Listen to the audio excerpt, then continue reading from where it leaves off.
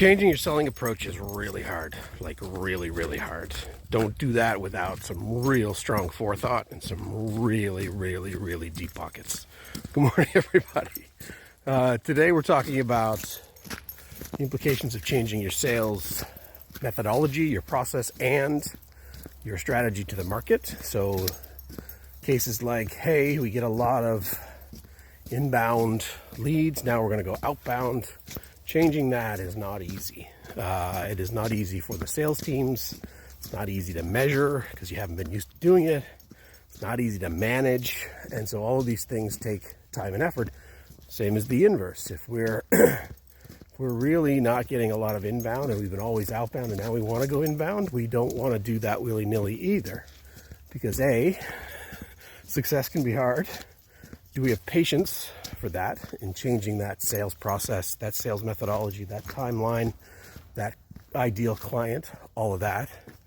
And then further to that, do we know exactly how to do the opposite way of selling? So if we're predominantly inbound, going outbound is going to be a bit of a challenge. If we're predominantly outbound and now we're going to go inbound, we really want to know that that pipeline is going to be real and strong, and it's going to take some time. So the message for today is a lot of companies are thinking about this because scale and size of businesses continues to evolve.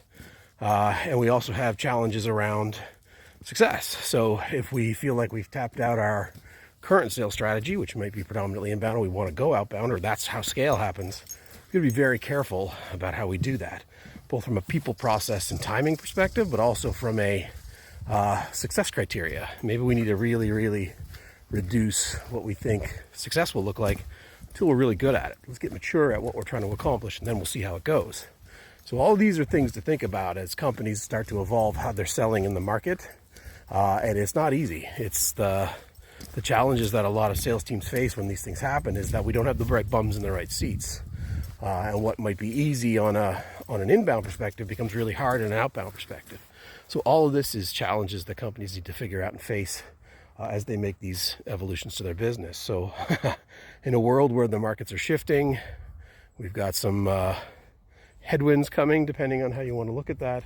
And where do we want to spend our not unlimited time, budgets, and resources? These are the things that we want companies thinking about relative to how do we go to market with our sales team. And if we feel like outbound is a real good opportunity, let's not just do that knee-jerk. Let's be sure that we're very clear and crisp with how we want to go to market, and let's let our teams keep up with that. And maybe we need to hire some new folks that haven't really operated in the business today. So do we have the guideposts, the controls in place? Do we have the KPIs ready? Do we have the data to support what we're trying to do? Do we have budget to make all that work? These are the things that it's hard to do. And so a lot of companies who've done both, yeah, it's a thing, but it's not for the faint of heart. So today Ruby says, timing is everything.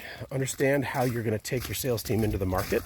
Note how that's going to play out from a people and process perspective, and then make sure that you're measuring the right things for the right people. All right, enough for today. Walking and talking with Ruby.